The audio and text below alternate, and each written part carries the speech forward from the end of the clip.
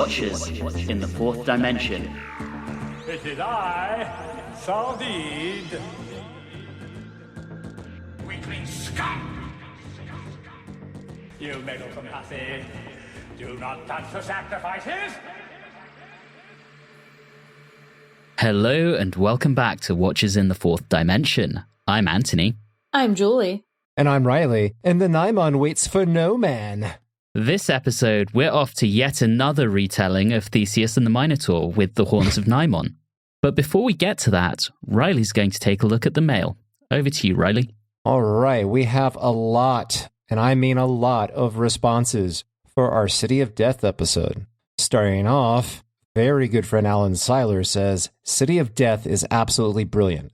So many clever ideas going on in the story, with a collection of wonderful characters played by a superb cast. Not to mention Dudley's amazing score and probably the greatest dialogue ever written in Doctor Who. Yes, the dialogue is quippy, but it's also really smart. It was oddly rare for classic Who to get timey-wimey like this, and I feel this plot is worthy of Moffat himself. Being an art lover and a former museum staff person, I love the whole art heist angle. And hey, I don't even mind the extended scenes in and around Paris in Part 1. Since I've never been to Paris, I feel like Tom and Lala are giving me a guided tour. There are a couple of dumb moments like Duggan diving through a wall constructed of huge thick blocks, and the incredibly unconvincing punch on the chin that Tom gives, Packer! But I don't even care. I love the story with my whole heart. It's a perfect 10 green spaghetti monsters out of 10 from me. Two other things in this episode get 10s. Anthony's impeccable French pronunciations, and Riley's short summary. Best summary ever, all caps. I get no 10. Alan, I feel really sad right now. All I have to say is merci beaucoup, Monsieur Seiler. Jamie Carlson says, J'adore this serial. The quips are great, from You're a Beautiful Woman, probably, to Shall we take the lift or fly, to I can't stand being tortured by a man with cold hands. Maybe I'm just a romantic or someone brought up with New Who, not that the two are totally uncorrelated, but I don't mind the shots of the Doctor and Romana running around Paris holding hands, even if they do go on pretty long. It does do a bit of character work in showing that Romana too has mellowed a little, but the show still keeps her smart and non-screamy, thank goodness. The exchange about philosophically going to lunch is cute and echoed in Hitchhiker's Guide as well. The schoolgirl outfit was a suggestion by Lala Ward to get more little girls to enjoy watching Doctor Who and relate to the companion. What she did not expect was getting a bunch of leering fan mail from their dads instead. Something for the dads. This is 1, some very Romana-fitting naivete, and 2, decades before Britney, I'm assuming Spears here. Wow, okay. 11 out of 10 eyebrows that aren't on the Mona Lisa. Wow. And this was my favorite piece of mail because Jamie then follows up with a PS that says, K9 doesn't hate the French. He just can't take the cobblestone streets. To repair the diplomatic relations between K9 and the French nation, I have painted this work that is definitely not a fake. And then right after that, Jamie posted a quite obvious AI render of an electronic dog that looks nothing like K9 in Paris, wearing a beret with a bottle of wine and baguettes beside him. Amazing. Yes, absolute top notch. 11 out of 10, Jamie. Yes. Mark Russell says, let's take a moment to appreciate just how beautiful Catherine Schell was. Yeah, there was a lot of comments about that, and I have to agree. Mark was not the only one.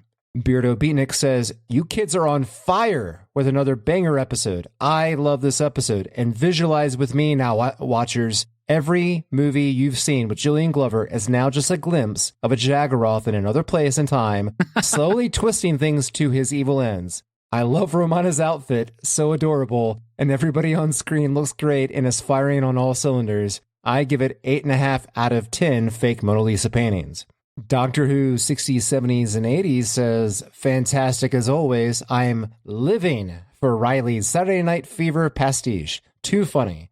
Very glad to hear you give City of Death some love. In many ways, it's the jewel in the Williams-era crown. 10 out of 10 most important punches in history. Lot of big marks here from people, and not just for the episode, for my stunning summary. I think it's safe to say it probably is the jewel in the crown of season 17, but we'll talk about that when we do the retro. Citrine Dragonfly says, this story is the best of the season. Proper. Julian Glover is perfectly cast as Scarleone and is the best dressed villain of the season. Only because Shada never aired, Skagra's outfit would otherwise win. Well, I guess we will see. I love how much fun the cast is having with the script and the location. 10 out of 10 fake Da Vinci paintings. Dan Boris says, this is one of my favorite Classic Who episodes. It has an interesting story, great writing by Douglas Adams, the legendary Julian Glover is the villain, and a cameo from John Cleese. What more could you ask for? I like the character of Duggan because they totally lean into what he is and don't try to make any apologies for it. I give this 9.5 well-dressed spaghetti monsters out of 10. I'm sure Julia appreciated that Duggan comment. Nicholas Rutherford says, loved Riley's Bee Gees intro. I'm telling you, I'm killing it. Plus, interesting what he said regarding not taking to Romana 2 yet. I've always thought Mary Tam was my favorite, but when I watched this season, I found I really liked this Romana. She was perhaps more natural. I realized I'd been judging her on Lala Ward's DVD commentaries, where she comes across as rather pompous at times. Okay. Anthony saying about her treatment of the costume designers brought those feelings flooding back. Still one of my favorite stories, though, and coincidentally, I saw Julian Glover play King Lear at the Globe in 2001. He was great, as you would expect. 9 out of 10 chickens. I just love that. Just chickens. The one thing to grab was not like aging chickens, just chickens. Just chickens. Just chickens. Peter Dawson says, Julian Glover plays the villain absolutely brilliantly. Great choice for this story. One of my favorite Tom Baker stories. Got this on DVD. Again, so much Julian Glover love in this as well. Mm-hmm. Guy Lambert says, please let Riley know that there's an audiobook of the Target novelization of the Sensorites available. Yes! No. I'm going on a flight. Here we go. And it's read by the lovely William Russell. Well, there you go. How about that? Perfect for listening on cozy winter nights while snuggling up warm in bed. Or flights to Chicago. Kieran James Evans says, my favorite of the season, and probably the Williams era proper. That must be an expression that the English say, saying a statement and then finishing it with proper. I like it. Because that's the second person to do that. Lovely music and great cast and brilliant dialogue. Nice retro feel with 70s Paris. It gets 9.5 Mona Lisas. Needs to change the world out of 10. And we have a comment from Bill Stevens. Longtime listener, and apart from a condolence message on Don's passing, first-time correspondent. Has taken a review of my absolute favorite Classic Who stories to get in touch. It's the first one I remember watching as a 5-year-old, so I may be a bit biased. I still love everything about it, and it must take issue with Julie's negative view of Duggan. Is that a detective who links the 7 Mona Lisas to the 7 potential buyers, leading to the exchange that sees the Count appear in that robe. And I think we know what robe he's talking about. What makes the cameos wonderful is that, like Hitchcock's, they have nothing to do with the plot, which is the theme of the art critics' conversation. It's worth noting David Graham voiced Parker in Thunderbirds and turned 99 this year. Wow. Yeah, I know. The only downside for me is 3 people being abducted at gunpoint in a Paris cafe to the complete indifference of all the other customers. A damning indictment of the law and order policies of, oh good lord, this is why I do not take French, President Giscard d'Estaing, I'm guessing. Please correct me if I am wrong. I most likely am. Overall, a beautifully made, acted, and written piece of fun, which deserves 9.5 Louis XV chairs out of 10. I love it when we get first comments from people. Yeah, same. Mm-hmm. Please give us first comments. We want to hear from every single one of you. And yes, I'm talking about you, person who hasn't commented that's listening right now. I know who you are. Write in. We have a couple comments for our Celestial Toymaker animation.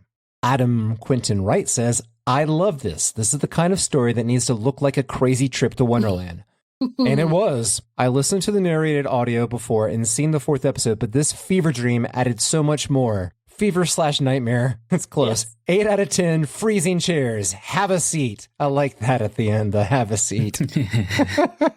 Tad Davis says, this was the one Classic Who adventure I'd given up on. My first attempt at taking in the missing episodes was to listen to the audiobook soundtracks with the linking narration. But this is such a visual story that turned out to be useless. My second attempt at taking in the missing episodes was to listen to the audiobook versions of the novelizations. And that's still the method I recommend to most people. You might gather from this that I'm an audiobook addict, and you would be right. Unfortunately, of all the missing episodes, this is the one story where the novelization was never recorded as an audiobook. I did finally find the book itself, but it just wasn't the same for me. So I was very grateful to finally be able to see the story in motion. I had a hard time initially with the Fireball XL9 style of animation. Wow. Yeah, but found myself getting into it more and more and liking what Anthony called the trippy nature of it. I ended up enjoying it quite a bit. True confessions, I watched it in color and would have no hesitation doing so again. I would even go so far as to give it 8 out of 10 Habsburg chins. Wow. And Philip Cully says the animation shows ambition and reflects how we all imagine how Toymaker could look before we were all brought to reality by the existing episode. It's not 100% effective, but if the animation isn't going to be identical to the existing episodes, and let's be honest, it never will, then go mad. We surely did. If we want authenticity, we have an astounding reconstruction to accompany the animation. And to round out this mail segment, Austin D. Patterson says, Alan and Diana guest starring in the same episode? You guys are spoiling us now. Thank you. And I'm sure Alan and Diana thank you as well, Austin. That is the mail. Over to you. Thank you for that, Riley. And as a reminder, we really do love getting your feedback, thoughts, comments, and questions. And as you've just heard from the extremely large amount Riley just read out, we do try to read out as much as possible on the show. So please do get in touch with us. You can contact us through Facebook, Instagram, and Twitter at Watchers4D, or you can email us at watchers4d@gmail.com. Additionally, we would absolutely love it if you subscribe to the podcast, if you're not doing so already, and if you dropped us a review or rating on your podcast platform of choice. Anyway, heading behind the scenes on the Horns of Nimon, let's go back to when producer Graham Williams and script editor Douglas Adams were coming up with their plans for the season. They had intended that they would bring in a team of almost entirely new writers to the show. Unfortunately, each of the proposed storylines proved unusable. These included Valley of the Lost by former producer Philip Hinchcliffe, Erin Eller by former director Pennant Roberts, Child Prodigy by Alistair Beaton and Sarah Dunnant, The Doomsday Contract by John Lloyd and Alan Pryor, and The Tearing of the Veil by Alan Drury. The result was that every story of the season was written by writers who had previously worked on the show. This led to Douglas Adams becoming very frustrated, and really it was a big part of why he decided to leave the script editor role after just one season. Now, in early 1979, Adams's predecessor as script editor, Anthony Reed, began discussing story ideas with the production team. He had previously collaborated with Graham Williams to write the season 15 finale, The Invasion of Time. Reed had long been interested in the integration of Greek myths into science fiction, and we previously saw this interest where he worked with Bob Baker and Dave Martin to adapt the story of Jason and the Argonauts into season 15's Underworld. For his proposal for his own story, he looked to the story of the Minotaur, as told in Ovid's Heroides and other sources. The Minotaur, which I realize I'm pronouncing funny for our American listeners, but I'm pronouncing it the British way. I will not take any questions at this time. Anyway, the Minotaur was a half-man, half-bull monster who was imprisoned in the labyrinth designed by the architect Daedalus at Knossos in Crete. King Aegeus of Athens was compelled to offer 7 Athenian boys and 7 Athenian girls as tribute to King Minos of Crete, and they were sent into the labyrinth to be slain by the Minotaur. Eventually, Aegeus' son Theseus volunteered to be part of the tribute, and he was able to slay the Minotaur with the help of Minos' daughter Ariadne. Towards the end of March 1979, Reed received his formal commission to write The Horns of Nimon. He adapted many elements of the Greek legends, such as the labyrinth, which became the power complex, which was initially known as the complexity in the early drafts of the script, and this was envisioned as an enormous printed circuit. Many of the names in The Horns of Nimon were corruptions of mythological names. The Minotaur became the Nimon. Theseus became Seth. Daedalus was reversed to become Soldeed, sort of. Athens became Aneth. Knossos became Skonos. And the Greek city-state of Corinth became Krinoth. Sezom, or Sesam, by contrast, was a reference to the biblical prophet Moses. The Skonans were initially referred to as Skononians. Williams quickly grew unhappy with the Horns of Nimon, feeling that the underlying ideas were not particularly strong. However, with no other scripts available, he was forced to proceed with this one.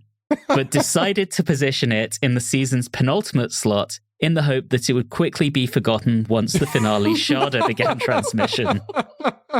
No jokes. Williams also asked that the scripts for the Horns of Nimon be edited to ensure that no film recording was required, whether model work, location, or studio. This cost-saving restriction had also been imposed on the preceding serial, Nightmare of Eden. Both Destiny of the Daleks and City of Death had been expensive productions earlier in the season, and Williams was eager to save money for Sharda. Fortunately, when planning his narrative, Reed had been mindful of Doctor Who's meagre budget, as well as the spiraling inflation of 1979. As a result, no major changes had to be made to the scripts with this request. In the end, it was actually agreed that the model shot of the power complex's explosion could be captured on film after all. The director assigned to the Horns of Nimon was Kenny McBain, making his only Doctor Who serial. One of his key casting decisions was the central role of Soldeed, which went to Graham Crowden. In 1974, Crowden had been courted for the role of the Fourth Doctor before Tom Baker accepted the part. Oh dear. Lala Ward continued to incorporate playful elements into Romana's clothes and worked with costume designer June Hudson on an outfit emphasized by a red riding coat in reference to the color which traditionally enraged bulls. Joining McBain's core behind-the-scenes team, in addition to June Hudson with costumes, we have John Nathan Turner continuing as production unit manager. For the 62nd, and I'm sad to say last time... No. We have Dudley Simpson providing incidental music. Oh my God. A moment of silence, please. Maybe we'll do that at the end of the season. Okay. Pour one out for Dudders. As designer, we have the first of two contributions to the show from Graham Story, which is a great name, who would go on to also work on The Young Ones, The Kumars at number 42, and underrated football comedy gem Bostock's Cup, which if you can find is well worth a watch. As the Horns of Nimon neared production, decisions were being made about the future of Doctor Who. Having confirmed his intent to leave after season 17, Williams suggested that he be succeeded by his production unit manager, John Nathan Turner, whom he had unsuccessfully tried to promote to the post of associate producer at the start of the season. BBC head of serials Graham MacDonald, on the other hand, was wary of putting a novice producer in charge of one of the BBC's crown jewels. Instead, he wanted former production unit manager George Galaccio, remember him? Who had recently produced the supernatural thriller The Omega Factor, which starred Louise Jameson. Galaccio, however, was keen to move away from science fiction and instead accepted the producer's role on the period drama Mackenzie. As a result, MacDonald consented to Nathan Turner becoming the producer of Doctor Who starting with season 18. Despite this, MacDonald remained concerned about Nathan Turner's readiness for the position, especially since MacDonald was about to gain additional responsibilities as head of a combined series and serials department, meaning that he would not be able to spend as much time supervising individual shows like Doctor Who as he had been doing. Thus, he turned to former Doctor Who producer Barry Letts, who, since the spring, had been keeping an informal eye on his old show at MacDonald's request. Letts now agreed to formalise this arrangement and accepted an appointment as Doctor Who's first ever executive producer. Now, while all this was going on, the recording of the Horns of Nimon was plagued by silly errors. The police box exterior of the TARDIS showed faint chalk marks from a photo session for a series of birthday cards in which Tom Baker, in costume as the Doctor, had posed next to various numbers drawn on the TARDIS doors. With scenes being taped out of order, Soldeed's body was missing from the nuclear furnace area in several sequences. Malcolm Terrace, the co-pilot, visibly split his trousers during his death scene. Don't know if either of you noticed that. I certainly did.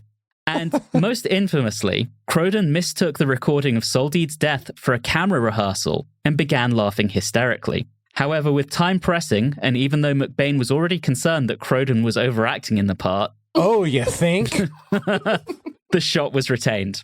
And in post-production, it was found that the final part of the Horns of Nimon significantly overran its 25-minute time slot.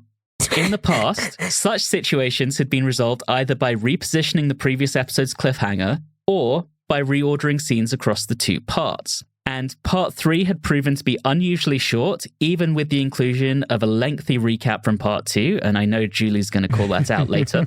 Nevertheless, it was found that all attempts to re-edit the Horns of Nimon to meet its time constraints badly affected the serial's pacing. And And so, in mid-November, authorization was requested to air episode 4 in a 30-minute time slot, which was granted. Williams's intent that the Horns of Nimon be driven from viewers' memories by the spectacle of Sharda did not work out as planned. We will talk a lot more about this next time, but the finale's production began as scheduled, and it was subsequently disrupted by the latest round of strike action of the BBC, which had previously impacted the concluding serials of both seasons 15 and 16. But, unlike those two previous seasons, Sharda was abandoned, and the Horns of Nimon brought Doctor Who's 17th season to an abrupt close, meaning that it marked not only Anthony Reed's final Doctor Who credit, but also that of Graham Williams and Douglas Adams. Hardly a high note for any of them. The broadcast of its 4 episodes went out without incident on consecutive Saturday nights between December the 22nd, 1979 and January the 12th, 1980. We're finally in the 80s, guys. Before we discuss the story, and I have a feeling there's going to be a lot to discuss, the short summary is in the hands of Julie this episode. Okay, we've done a lot of talking, so I'm going to try to be as short and sweet as possible. Ridiculous outfits, check. Insane scientific leader, check. Questioning underling, check. Poorly designed monster costume, check. Men with an inferiority complex, check. A convoluted plan to take over a planet, check. And Tom Baker being Tom Baker, check. If you came into this expecting an interesting, fun story, I am sorry to disappoint you. It is not that. The Horns of Nimon, in fact, did not make me horny. I'd be worried if it did. That's it. Yeah, if it did, I suggest you seek medical attention.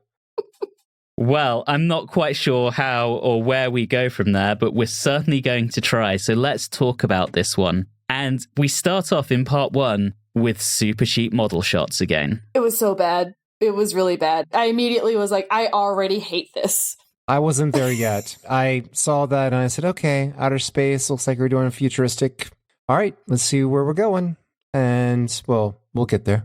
I'm going to put my cards on the table pretty early with this. I think flat out they're taking the piss with this story. There's no other way to explain any of it.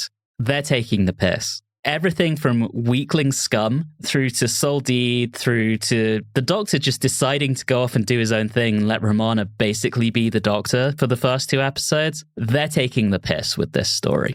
Okay, I have a couple of questions. I was trying to figure out this co-pilot and what his plan was, but there was no plan. He was just an idiot and an asshole who was impatient and just wanted to do things just to do things. So let's clarify, because there's the pilot and the co-pilot. Which one died? The pilot or the co-pilot? The pilot died. The pilot died. Okay. The co-pilot I really like, because I love that his concept of checking in on the prisoners is to walk in, insult them, and then quickly walk back out. And every single time he passes them, he has to make sure that he insults them. That's why I think this is taking the piss. Right. On top of that, you had the things that bothered you. One thing immediately that struck me that bothered me within the first 10 minutes or so was the CPR joke with Canine. Oh, it was bad. Yeah. It's just, he's a robot. He doesn't breathe. I mean, I know this is not hard science fiction here, Doctor Who, but come on. So for what benefit is the Doctor doing this for? As a joke? Well, he didn't seem like he was trying to make a joke with it. The Doctor wasn't, but Tom Baker was, because Tom is completely out of control this story. What's happened here is they've said, you know what, Tom? You want to make this show your ego trip? Go ahead and do it. Right. Just fucking go for it. And I think Tom very quickly realizes in this story that he actually finds that quite boring.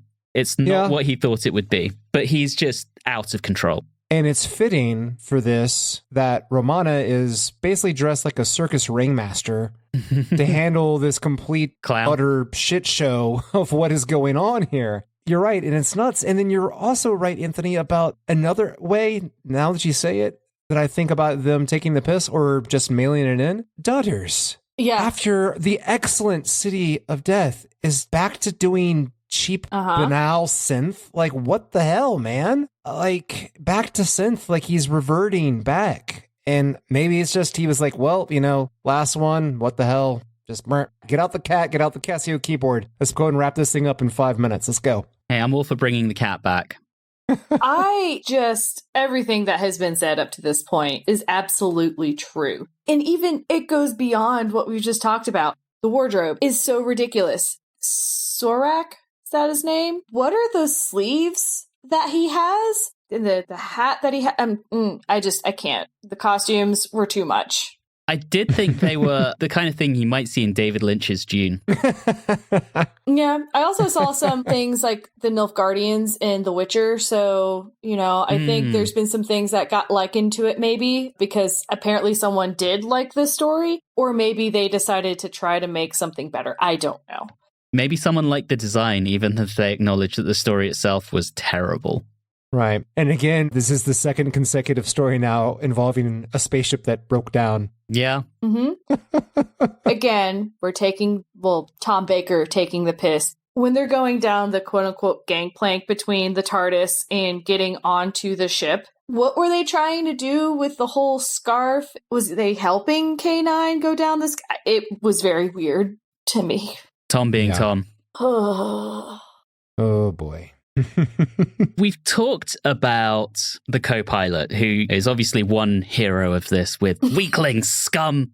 I want to talk about the other hero of this story. Soldeed is fucking magnificent. Okay. He is played with such wide-eyed insanity. I love how Graham Croden dials it up to beyond 11. He's dialing it up to 1100, baby. He's going for the biggest scene-chewingest villain we've ever had. He's aiming for it. I don't know if he hit it. When I saw him, I'm not kidding. When I saw him, my first question was, is that Ming the Merciless? My second question was, and I'm not kidding, I really did, for at least an episode and a half, I swear to you, I thought that was Jonathan Pryce. And I was like, wow, man, Jonathan Pryce doing this? I was like, wow, I did not remember him doing this. You've got to find yourself some better acid, my friend. I guess. Graham Croden was actually a pretty good actor, so he was very deliberately dialing this up for no good reason. Oh, yeah. And the director let him? Yes. Just throwing that out there. So I have some questionable things for that guy. Mm-hmm. I want to point out something. There was a reference made to our favorite story of all time, the Space Pirates. Oh, was God. that? So the co-pilot was asking who the Doctor and Romana were, and he said, "Are you space pirates?" Ah, you're right, he did. Oh, yeah. See, I tried to burn that out of my memory, but you're right. Yeah. Just another wonderful thing that this serial gives us is remembering a terrible serial from the past. Oh my gosh. Again, cards on the table. I'm going to go as far as to say right now, I still think this is better than the Space Pirates. Now, it's not much. It's not much to say that. Soldeed makes it better than the Space Pirates. I mean, Lord Nimon, Lord Nimon, it is I, Soldeed. Brilliant. Anthony, you're nailing that voice. If you are not Soldeed at Gallifrey 1 this year, you're missing a great opportunity. You could just run around the hotel doing that in the middle of the night when people are trying to sleep. Lord Nimon. It is I, Soldeed. You're killing it. Seriously, I love it. I'll find you the cape. Amazing. I look forward to it. Oh, you're right. Yes. Soldeed does make this better. I don't know if I'm even at the point of whether I would ever want to rewatch this one again. But Soldeed is definitely on the plus side. Yes. I think this is probably only the third time I've ever seen this one. Oh, wow. Yeah. Wow. Huh. It's definitely not a childhood favorite for me. Okay. So we get jelly babies. Yeah. I believe it's a bag of jelly babies. It is, and then he gives one to each kid, and there are 7 kids. So we're going to count that as 7 jelly babies. Okay, perfect. I dislike the kids, and especially Seth. I don't mind the concept of them. They were not used well, I don't believe. And Seth is the most bland character I've ever come across on Doctor Who. Oh my God. No personality. His voice level never changes. And he's like a wet blanket. Yeah, I enjoy the concept of Seth because I believe that there was a lot of potential there for humor. Because when he steps in there And you hear all the rumblings amongst the other kids about Seth. He's going to save us. Seth is going to save the day. Seth's going to do us proud. And you see that look on his face.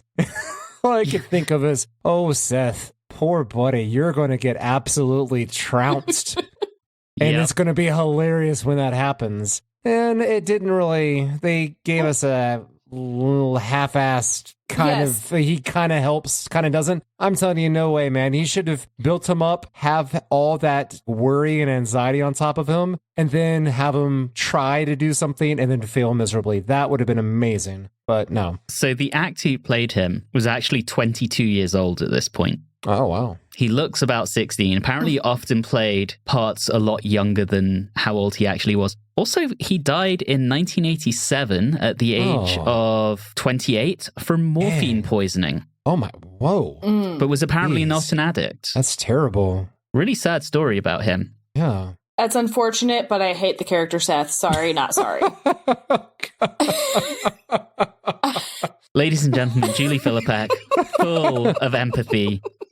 It is very sad for that individual, obviously, but I am also trying to keep us on track because we're going to get derailed day in and day out, because let's talk about Nimon. Oh, God. The first one, the first Nimon. I hate it. I actually think they look pretty good. Really? Yeah. Really? Yeah. Their faces don't move at all. And no. I like them. Screw you guys. On record as liking Nimon. We're going to mock you mercilessly. See, this is why you should be Soldeed at Gallifrey, because you like Nimon a lot. It's perfect. Until there's more than one of them. Until there's more than one of them. The thing about the Nimons is the costume is poor. Not just because it doesn't look that great. It is completely ungainly on them. They can't stop moving as if they were spun around in a circle and then put a blindfold on. Their hands are out reaching because I feel like they're trying to make sure they're not crashing into anything. And on top of that, because it's so non-expressive and flat, they have to over-emote so much that any dialogue scene with them, they are skittering and moving about like a toddler who can't keep still. It's ridiculous. You mean like a bull in a china shop? Oh. I knew you would like that, you Nimon lover. I'm with Riley on this one, Of Anthony. course you are. Of course you are. It just looks goofy and they can barely move. It's not a good design. It would be okay if that was just supposed to be a monster that threatens them, that isn't supposed to be highly intelligent and come up with a cunning plan, but it doesn't work for me. Though I do enjoy that Lord Nimon is quite good at motivational quotes. For example, there can be no stumbling in the great journey of life. I would love to have a little hang in there kitty motivational poster with him saying that.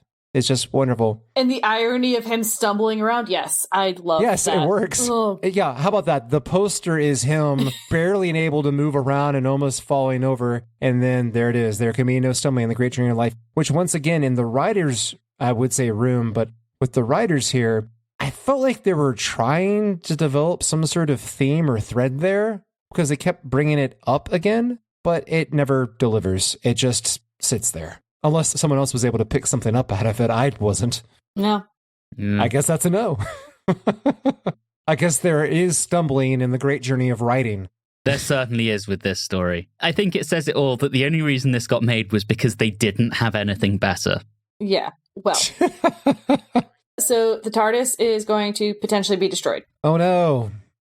Then what happens is the goofiest fucking collision you've ever seen. And then on top of it, to make the poor cricket joke, I'm glad you brought it up, Anthony, about Baker going nuts. Full Baker here on this one, is that in previous poor serials this season and the previous season, and previous seasons, I have always been uplifted by Baker's performance, the characteristics of the Fourth Doctor, the companions, the repartee. Even in rough ones, at least for me, I've always enjoyed that. But at this point, I guess I felt burnt out, to say the least, on Baker. Yeah, I think this is definitely Tom unleashed. Yeah, and it got to a point where even his stick was not uplifting. It was just making me more upset with the serial. And it's very clear they kind of went, okay, we'll just let Tom do whatever because we're really hoping no one watches this one or remembers it. So, not to be a downer, but I'm hoping he picks back up, but that's just something I felt about this one. Are we at part 2 yet? We can be. So at the end, the Doctor's back on the non-functioning TARDIS. A small planet is heading straight towards the TARDIS, and the Doctor grabs K9's head, and that's our cliffhanger, and we're into part 2. One thing I find very interesting in part 2, we have the right recap. That was fine. Part 2. There was a period of time where there felt like there was no drama at all, and I realized that there was no music playing to drive the tension. And I find that to be a very interesting choice on behalf of both the director and Dudders.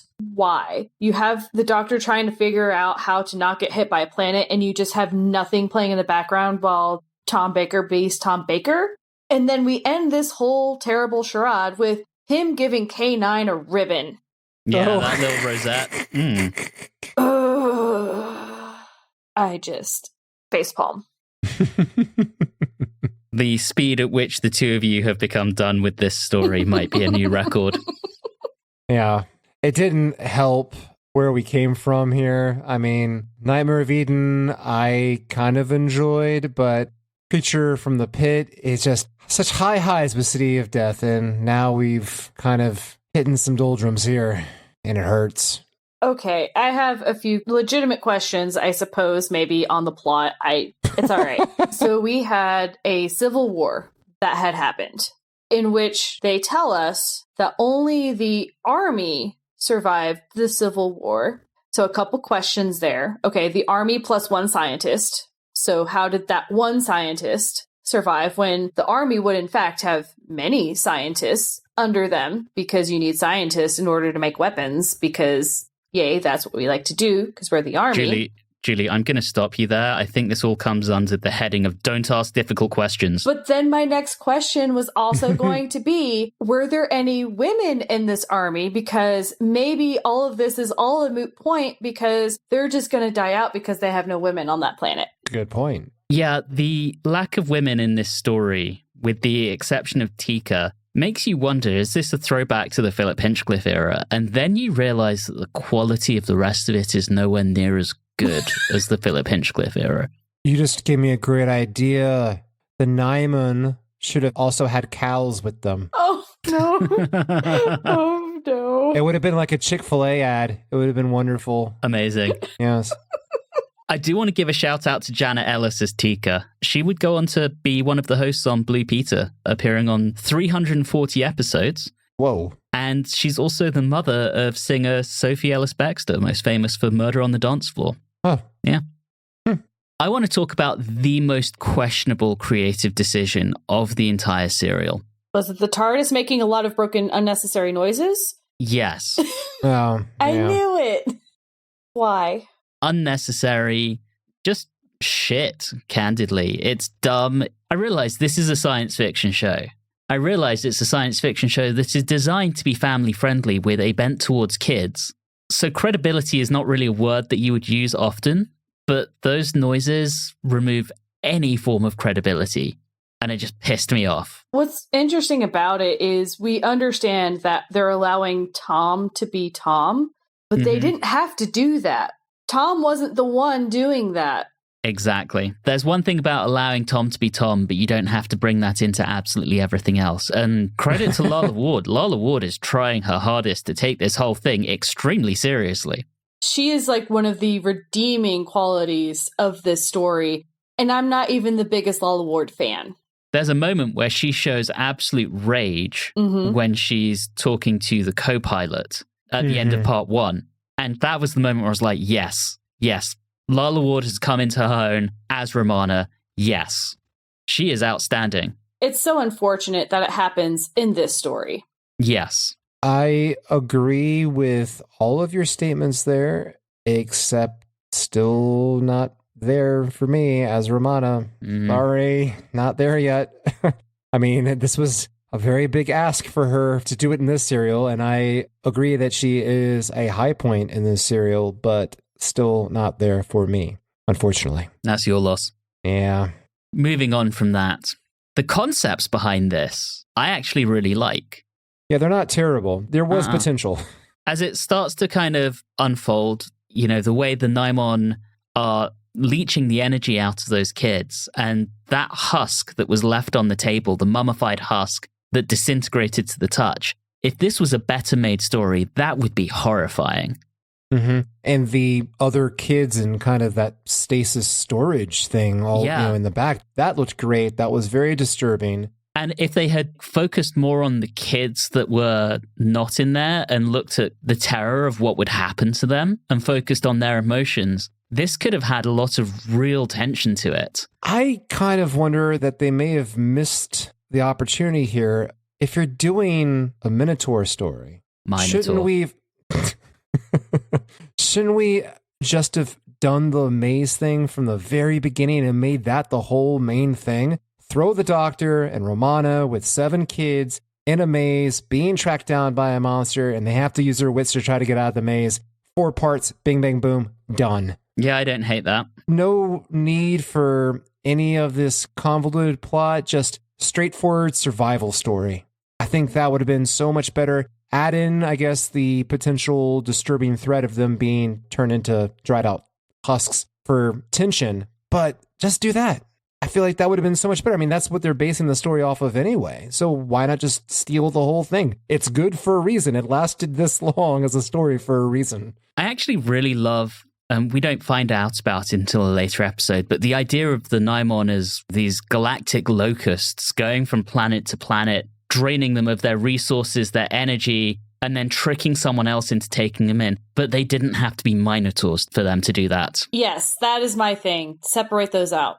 2 separate stories. Yeah, those are 2 good, different stories. Absolutely. Guys, I know we talked about re-recording The Creature from the Pit, but with my Soldeed impression, are you guys thinking what I'm thinking? I love it. I love it. At this rate, though, we might have to redo this whole season with the exception of City of Death. Oh. No, I mean, we can leave Destiny of the Daleks and Nightmare of Eden. Those are fine. It'll just be Creature from the Pit. Austin D. Patterson already commented on our socials saying he wants to be part of this, and I said, You're hired, Austin. We're getting a cast together. We need our eye candy. We do. We're getting so far off track here because I think we're trying to avoid talking about this fucking story. Let's get to like the main thing that happens here at the end, right? The co-pilot dies.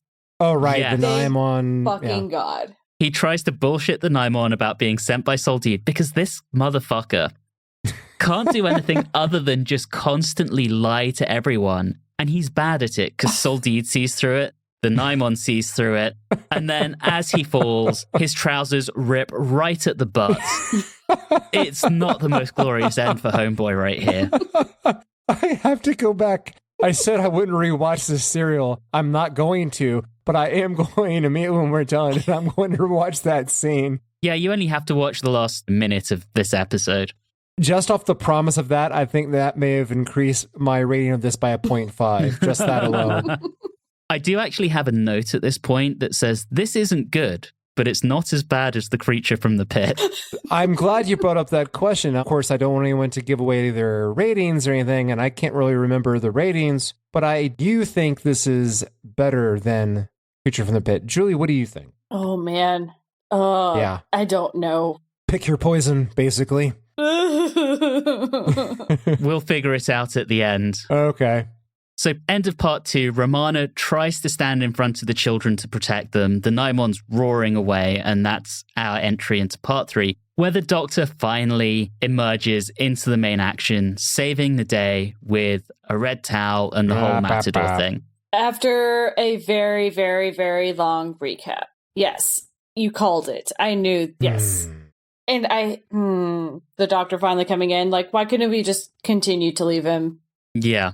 I do want to question, why are these kids such fucking idiots? While the Nimon's distracted with the Doctor, Romana grabs the gun, shoots, and tells the kids to get out. And only Seth and Tika go with her. The other 5 stay behind. Oh, right. Where they know that the Nimon already has a larder filled with kids.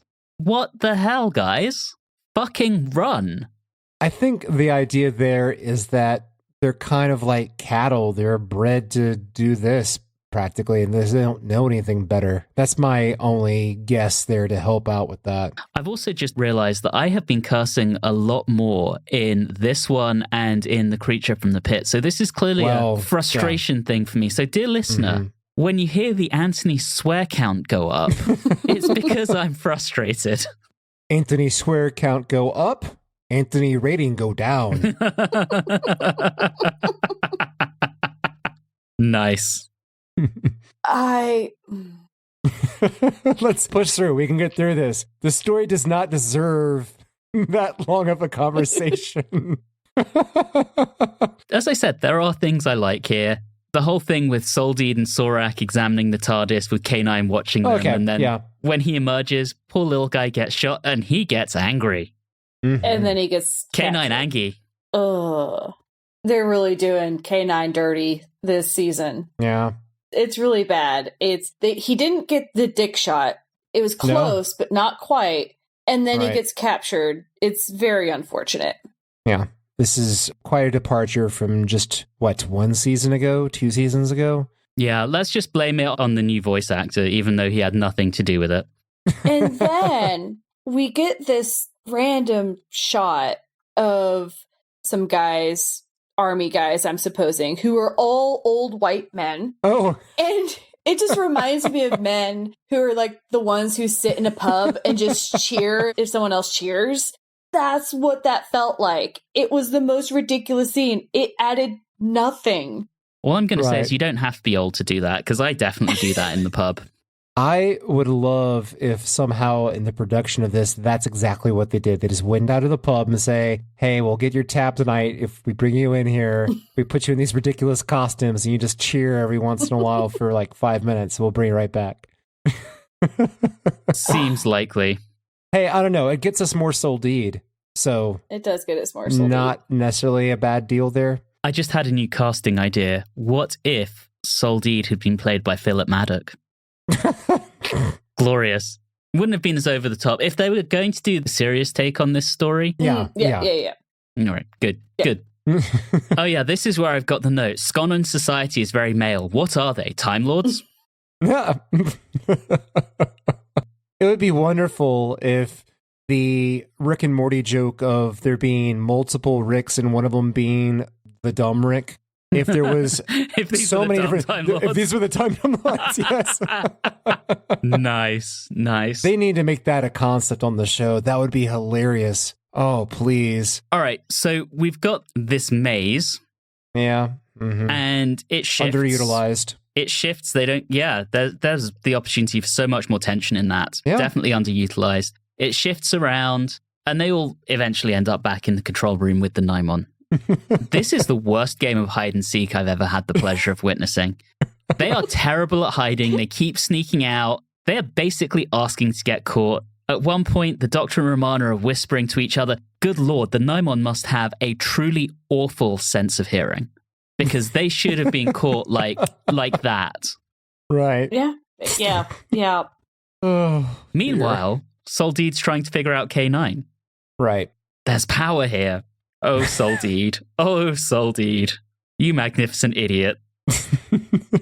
I think maybe it was this point in my watching that I realized, okay, no, it isn't Jonathan Pryce. I'm not kidding. It took me a long time, and I kept going back and forth. I think at that point I said, okay, I'm just looking it up. Okay, it's not Jonathan Pryce. I mean, dude, you watched through 2 end credits by this time.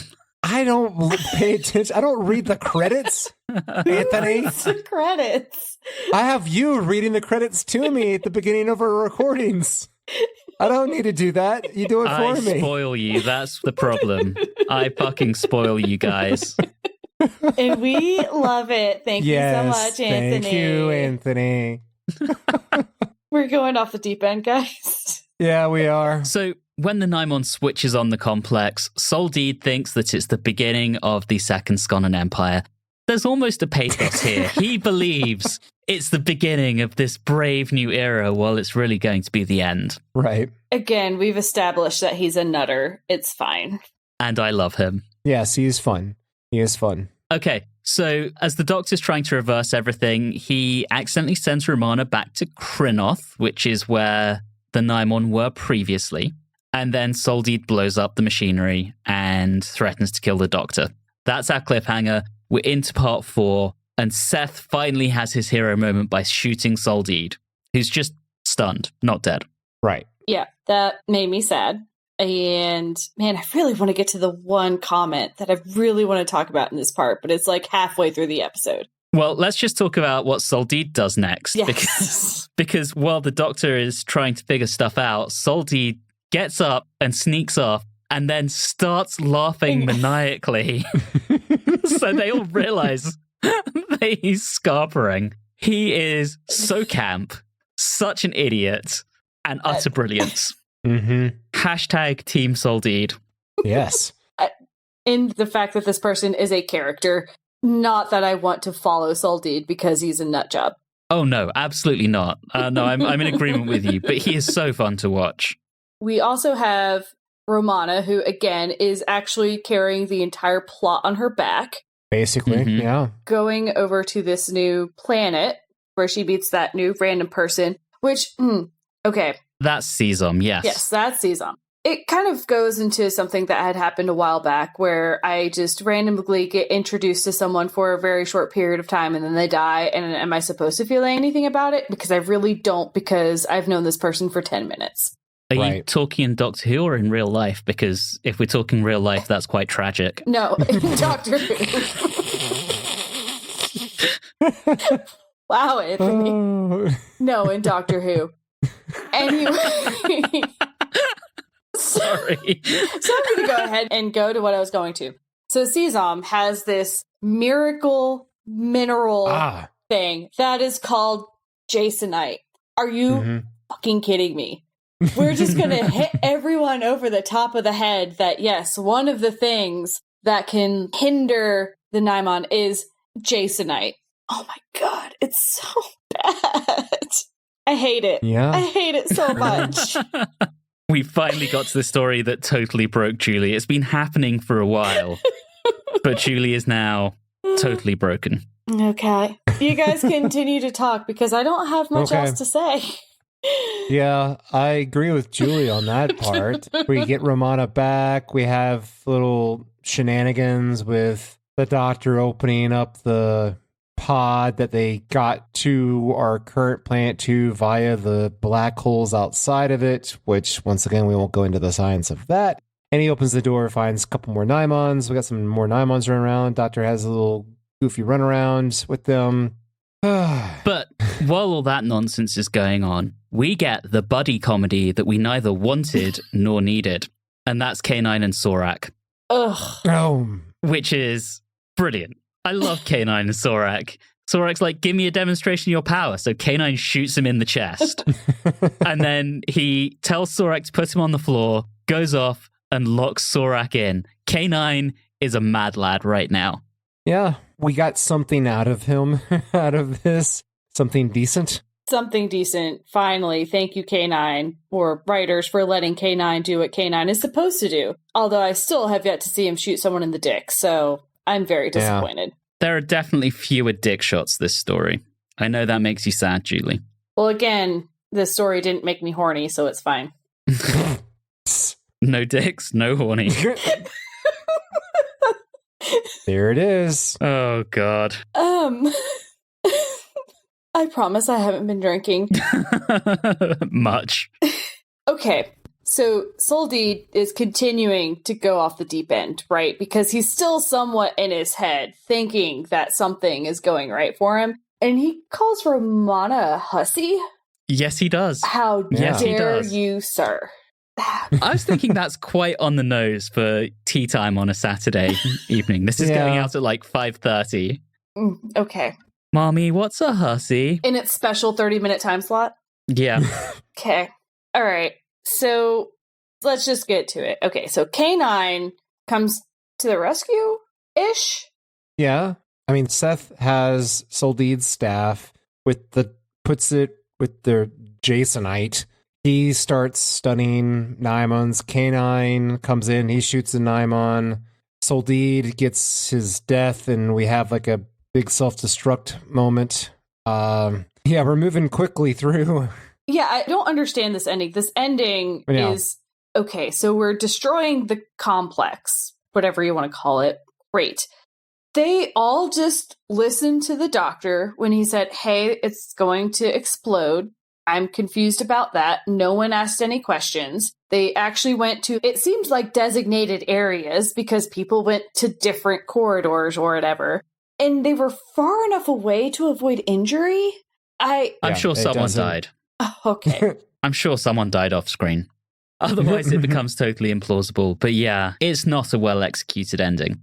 And so, just to clarify, though, I'm still not certain as to how that explosion on that planet somehow affects the Nimons at their...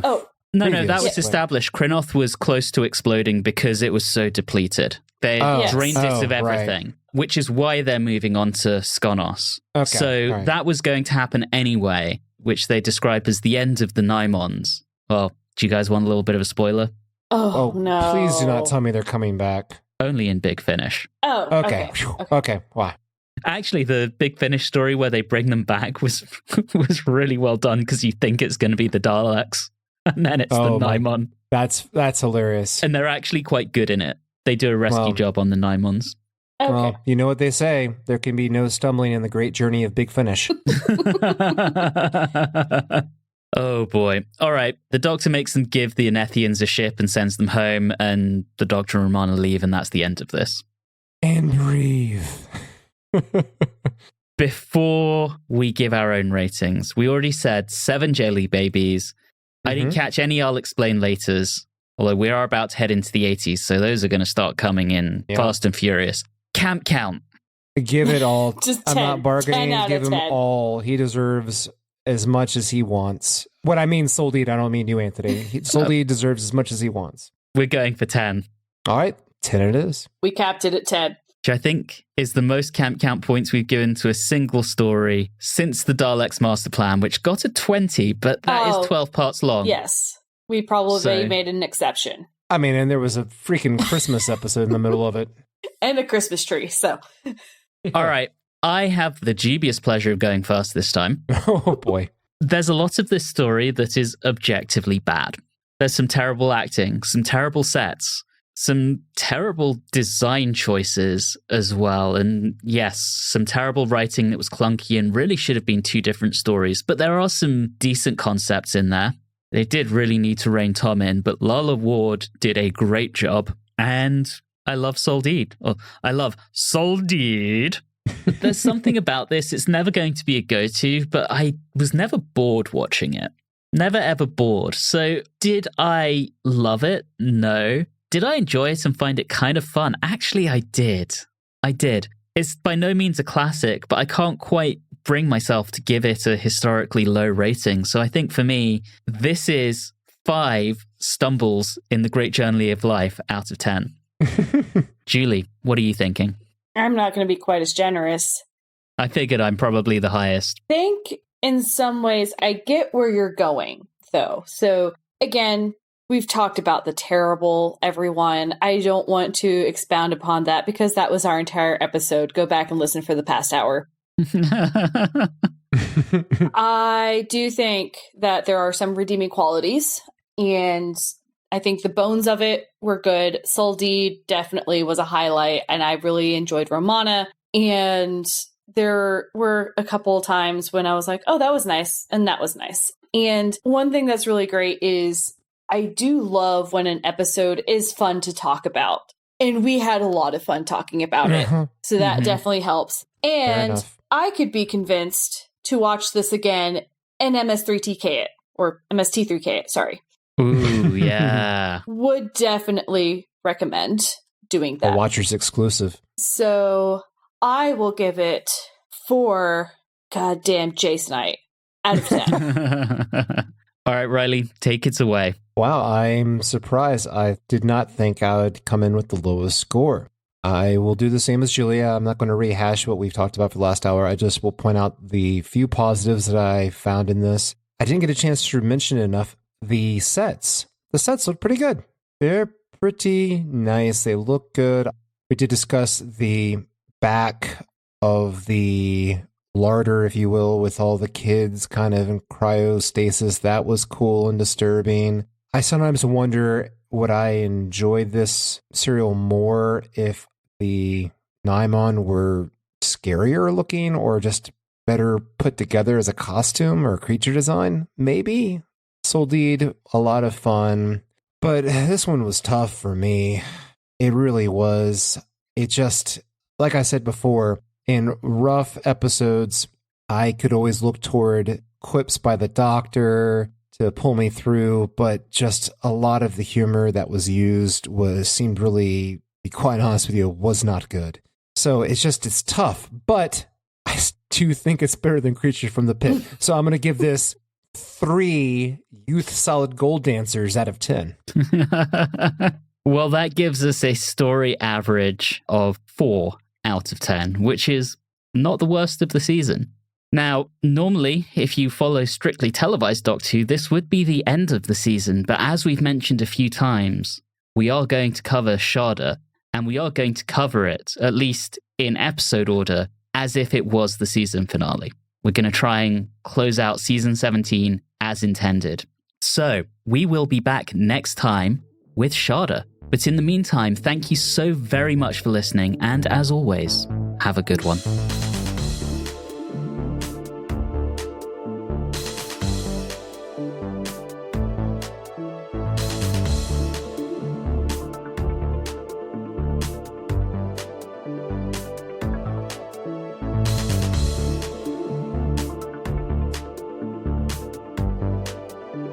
You have been listening to Watchers in the Fourth Dimension with Riley Schreck, Julie Philippek, and myself, Anthony Williams. This episode, Pour One Out for Dudders, was recorded on Wednesday, the 11th of September 2024.